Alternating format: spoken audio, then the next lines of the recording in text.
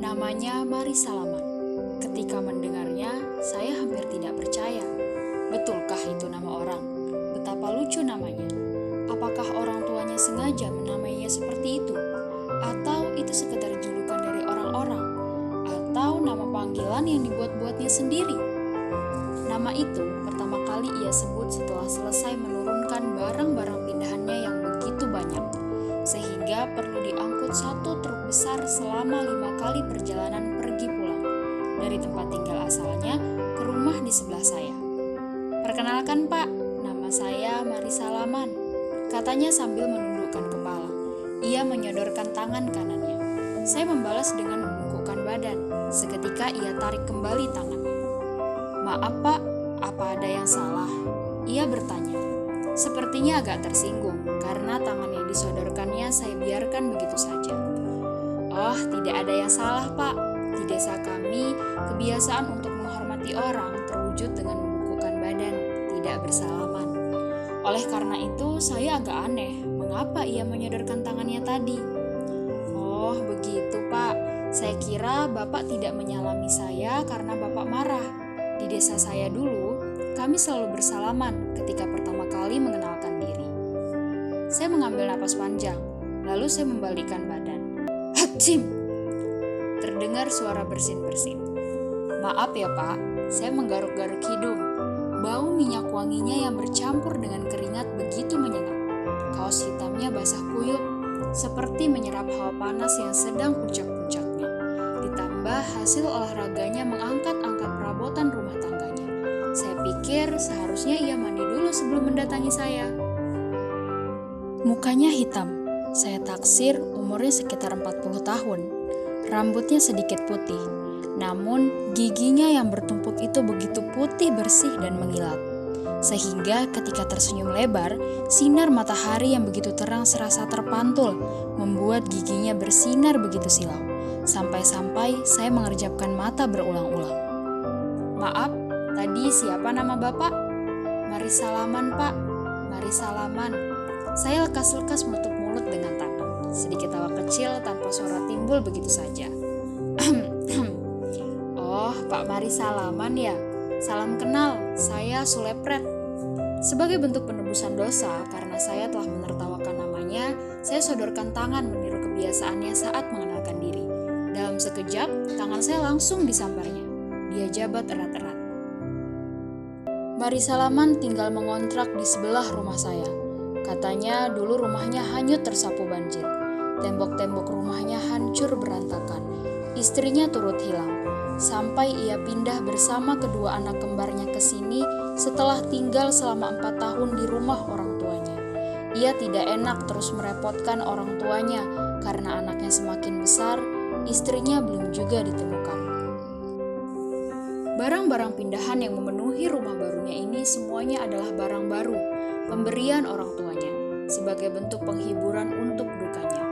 Anehnya, setiap saya bercakap dengannya, tidak sekalipun tampak raut wajah menyedihkan dari seorang suami yang kehilangan istri. Apakah orang tuanya berhasil menghapus pilunya? Atau ia sudah tidak mencintai istrinya, sehingga kehilangannya dianggap lalu begitu saja?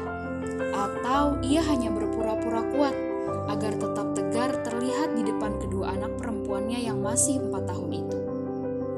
Kesedihan tidak boleh berlama-lama, Pak. Hidup harus terus berjalan. Bila saya sedih, kasihan kedua anak saya.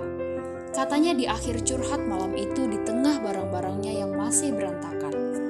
Ia sengaja mengajak saya masuk rumahnya. Mungkin tidak enak karena saya telah sedikit membantunya menurunkan barang-barang dari truk.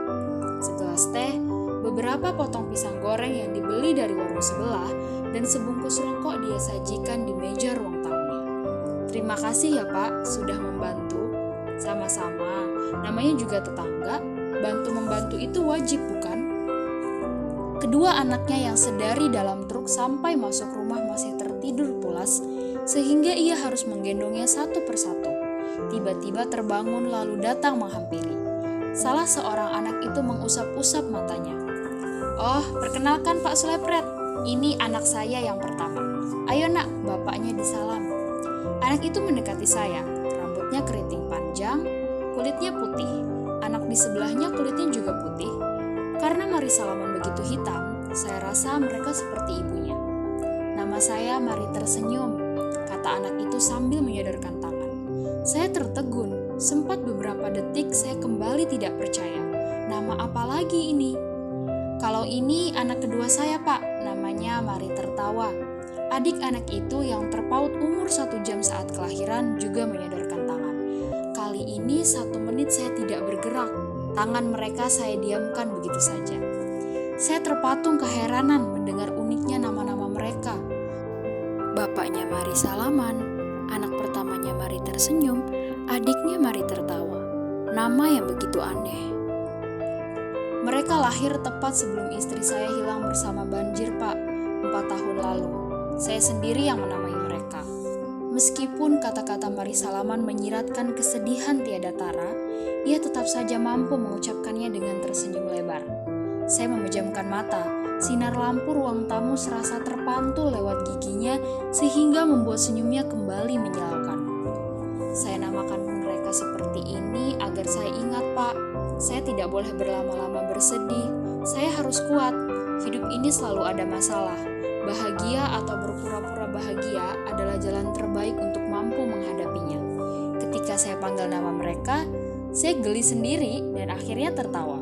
Karena itu, saya mampu bertahan hidup sampai sekarang. Mendengar ucapannya, saya terpekur. Betapa pilunya ia kehilangan istrinya. Betapa besar usahanya untuk tetap berjuang hidup seorang diri. Karena istrinya belum ditemukan meninggal, ia masih berharap bisa bertemu istrinya hidup-hidup. Sampai-sampai ia memilih tidak menikah dan membesarkan kedua anaknya sendiri. Saya ceritakan kisah ini kepada istri saya.